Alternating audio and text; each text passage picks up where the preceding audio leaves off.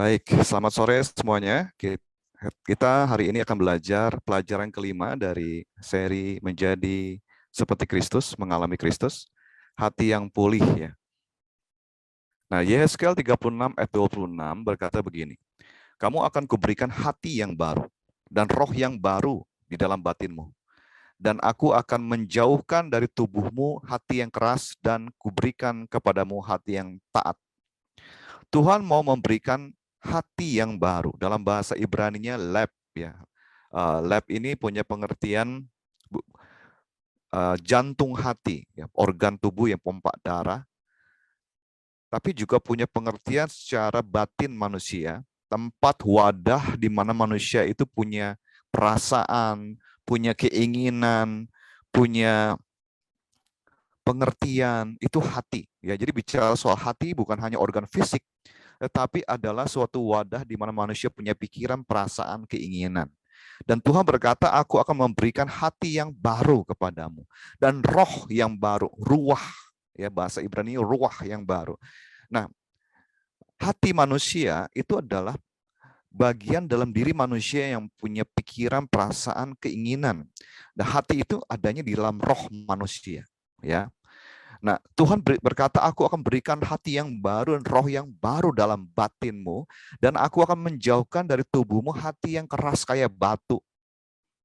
Hati umat Israel, waktu itu hatinya sudah membatu, ya, tidak mau taat sama Tuhan. Dan Tuhan berkata, aku akan jauhkan dari tubuhmu hati yang keras, akan kuberikan kepadamu hati yang lembut, hati yang taat.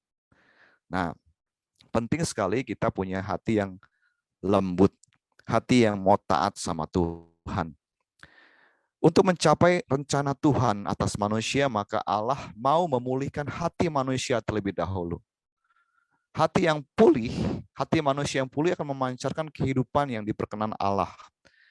Dalam Amsal 4 ayat 23 dikatakan, jagalah hatimu dengan penuh kewaspadaan sebab daripadanya akan terpancar kehidupan. Hati kita perlu dipulihkan oleh Tuhan. Hati yang pulih itu akan memancarkan kehidupan. Mengapa Allah mau memulihkan hati manusia? Yang pertama, hati adalah pusat hidup manusia. Yang kedua, hati bisa tercemar. Nah, hati adalah pusat hidup manusia. Baik atau buruknya sikap manusia, tindakan manusia, itu ditentukan oleh hatinya. Apa yang ada dalam hatinya? Hati yang bersih memancarkan kehidupan. Hati yang cemar merusak kehidupan. Di Amsal 27 ayat 19 dikatakan seperti air mencerminkan wajah, demikianlah hati manusia mencerminkan manusia itu.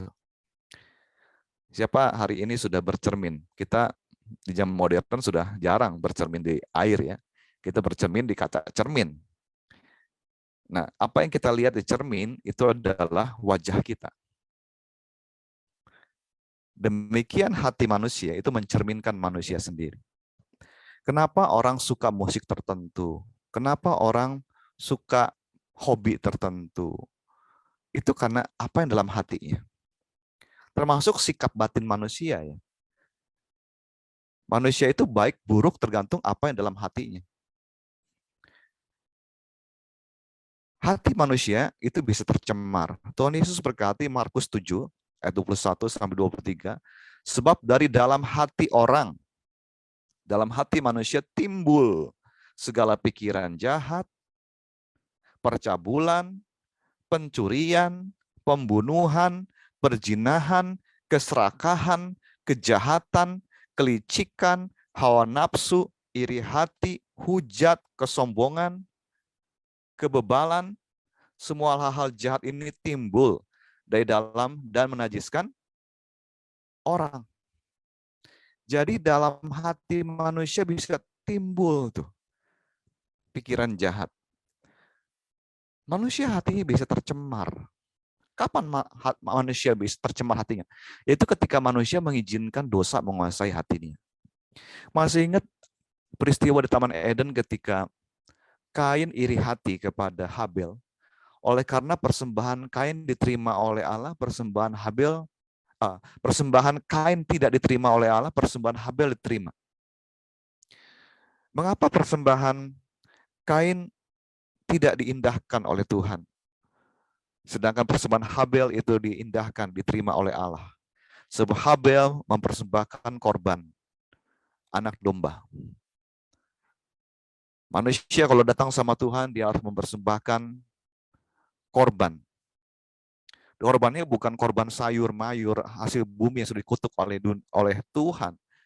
Itu persembahan Kain ditolak oleh Tuhan. Tapi persembahan darah. Kalau di dalam darah ada nyawa. Domba yang dipersembahkan pada Tuhan harus disembelih, darah dicurahkan. Dan dikatakan di dalam darah ada nyawa dan ada penutupan dosa. Karena itulah iman Habel diterima oleh Allah. Persembahannya diterima oleh Allah. Sedangkan persembahan Kain ditolak oleh Allah. Tidak diterima oleh Allah. Nah, Kain menjadi iri hati. Dan dia panas hati. Dan dia ingin mencelakai adiknya. Nah, ketika ia berencana jahat dalam hatinya, Tuhan sudah memberikan warning, peringatan. Kain, mengapa panas hatimu? Hati-hati. Dosa ingin menguasai engkau, tapi engkau harus berkuasa atasnya. Kau harus berkuasa atas dosa. Jangan buat dosa. Tapi Kain membiarkan hatinya tercemar oleh dosa. Sehingga ia membunuh adiknya Habel. Nah, hati-hati ya. Hati kita ini bisa tercemar kalau kita biarkan dikuasai oleh dosa. Dan itu bisa menajiskan kita. Hati manusia itu bisa cemar oleh karena tipuan iblis. Iblis dapat dengan mudah mencemari hati manusia yang belum pulih. Bisa karena dilukai orang, disakiti orang lain, dikhianati orang lain, engkau terluka, engkau dikecewakan, engkau dihina, ditolak, dilecehkan, engkau dipersalahkan, padahal kamu tidak berbuat salah, tapi kamu dipersalahkan. Kamu diperlakukan tidak baik. Akhirnya kamu menjadi luka, hatimu terluka. Dan oleh karena hatimu terluka, akhirnya kamu pun ingin melukai orang lain. Perkataanmu, perbuatanmu menjadi cemar dan jahat. Begitu banyak ya orang-orang yang berbuat jahat oleh karena dirinya waktu kecil pernah dijahatin orang. Pernah dilukai oleh ayahnya, oleh keluarganya, oleh temannya. Sehingga ia hatinya luka dan akibatnya dia melukai orang lain juga. Karena dia diperlakukan kasar, dia pun ingin memperlakukan orang lain dengan kasar. Ada juga orang yang hatinya luka oleh karena kesusahan hidupnya. Saya pernah ngalamin waktu saya masih kelas 1 SMA, ibu saya yang saya kasih meninggal. Itu membuat luka di hati saya. Dan hati saya menjadi pedih. Kok hidup seperti ini ya? Orang yang saya cintai kok meninggal dunia. Dan akhirnya puji Tuhan saya kenal Tuhan, hati saya bisa dipulihkan. Nah, apapun yang menyebabkan hati manusia itu luka, itu harus dipulihkan. Jika seseorang hatinya tercemar, maka dapat menimbulkan berbagai macam sakit fisik maupun sakit jiwa. Bahkan zaman sekarang banyak orang kena psikosomatis. Psikosomatis, soma itu tubuh, psikis itu jiwa. Jadi penyakit tubuh yang disebabkan oleh gangguan kejiwaan. Oleh karena kecemasan, kekhawatiran, ya, kepahitan, dendam, benci pada orang, maka dia punya penyakit secara fisik. Jadi hati-hati ya, orang yang luka hatinya, sakit jiwanya, itu bisa kena penyakit secara fisik juga. Sebaliknya jika hati seorang pulih, maka hal itu akan menyehatkan tubuh dan menyegarkan jiwa. Hati yang gembira adalah obat yang manjur, semangat yang patah, mengeringkan tulang. Karena itu jaga hati kita, ya. Nah, bagaimana caranya agar hati kita dipulihkan oleh Tuhan? Yang pertama, jujur. Jujur di hadapan Allah, serta mengakui bahwa aku terluka Tuhan. Aku mohon pengampunan kepadamu Tuhan. Tuhan sembuhkan aku. Pulihkan hatiku yang terluka. Engkau bisa berkata kepada Tuhan, apa yang membuat hatimu terluka? Ungkapkan itu di hadapan Allah. Di hadapan Tuhan Allah tidak ada yang tersembunyi. Lebih baik kita mengaku dan meninggalkan semua yang tidak baik, semua apa yang kita rasa, ungkapkan kepada Tuhan. Jujur di hadapan Tuhan. Kemudian yang kedua, kalau ada orang lain yang sudah berbuat salah kepadamu, memperlakukan kamu tidak baik, ampuni orang itu. Saya belajar mengampuni sahabat saya yang melukai saya. Dia mengkhianati kepercayaan saya. Dan saya akhirnya menyadari firman Tuhan berkata di Markus 11, 25-26, "Seandainya kamu datang kepada Bapa di sorga, ampunilah saudaramu bersalah padamu, supaya Bapa di surga pun mengampuni kesalahanmu. Sebab kalau engkau tidak mengampuni orang yang bersalah kepadamu, maka Bapa di surga juga tidak akan mengampuni kesalahanmu." Wah, celaka kita. Kita nggak boleh menyimpan dendam, menyimpan kepahitan, dan tidak mau mengampuni. Yang rugi siapa? Diri sendiri. Orang yang sudah mengata-ngatai, yang sudah berkata kasar, memperlakukan kita tidak baik, mungkin sudah lupa dengan perbuatannya kepada kita. Kita yang bodoh kalau kita tidak mau mengampuni orang lain. Jadi lebih baik mengampuni. Jangan biarkan diri kita dipenjara oleh luka hati, oleh kepahitan. Ampuni orang-orang yang selama ini mengecewakanmu dan melukai hatimu. Yang ketiga, datanglah kepada Allah untuk menerima pemulihan dan kesembuhan hati lewat kuasa Roh Kudus.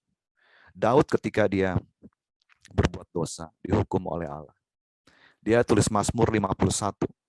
"Jadikan hatiku tahir Allah, dan perbaharuilah batinku. Jangan buang aku dari hadapanmu, dan jangan ambil rohmu dariku. Bangkitkan lagi padaku kegirangan, dan perbaharuilah batinku." Minta dipulihkan oleh Tuhan. Datang kepada Tuhan. Jadi yang pertama jujur, akui perasaanmu. Tuhan, aku terluka. Peristiwanya sebut kepada Tuhan. Ampuni orang yang bersalah kepadamu. Datang pada Tuhan untuk dipulihkan oleh Tuhan. Terakhir, komitmen. Komitmen untuk menjaga supaya hati kita tetap bersih. Biarlah hati kita disucikan oleh darah Yesus, dan hati nurani kita dimurnikan oleh darah Tuhan Yesus. Nah, saudaraku, jadi bagaimana supaya hati kita dipulihkan oleh Tuhan? Yaitu pertama jujur, mengakui di depan Tuhan. Kemudian kedua, ampuni orang yang bersalah kepada kita. Ketiga, datang kepada Tuhan, minta dipulihkan Tuhan. Dan komitmen, jaga hati. Jangan biarkan hati kita menjadi cemar, ya. Karena orang yang menyimpan akar pahit justru akan mencemarkan banyak orang. Karena kalau hatinya pahit, maka perkataannya akan pahit, akan melukai orang lain juga. Perbuatannya melukai orang lain juga. Karena itu mari pulihkan hati kita, ya. Nanti di kelompok kecil, saudara, silakan sharingkan apa saja komitmenmu untuk menjaga hati agar tetap bersih, ya. Jadi sharingkan itu. Ayat hafalan kita adalah dalam Amsal 4:23. Jagalah hatimu dengan segala kewaspadaan, karena dari situlah terpancar kehidupan.